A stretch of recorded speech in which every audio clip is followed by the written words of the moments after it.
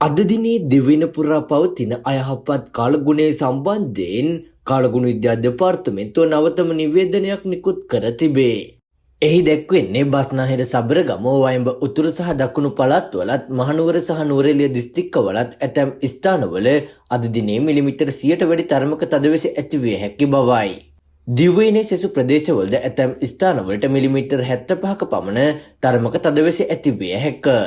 කාලගුණ විද්‍යා දෙපාර්තමේන්තුව අනතුරු අඟවන්නේ දිවෙන පුරා දැනට පවතින වැසි තත්ත්වය ඉදිරි දින කිහිපයේත් බලාපොරොත්තු විය හැකි බවත්, උතුරු සහ උතුරු මැද පළාත්වලත් ත්‍රිකුණාමලය සහ මඩකලපුව දිස්ත්‍රික්කවලත් වැසි තත්ත්වයේ තරමක වැඩිවීමක් අපේක්ෂා කරන බවයි.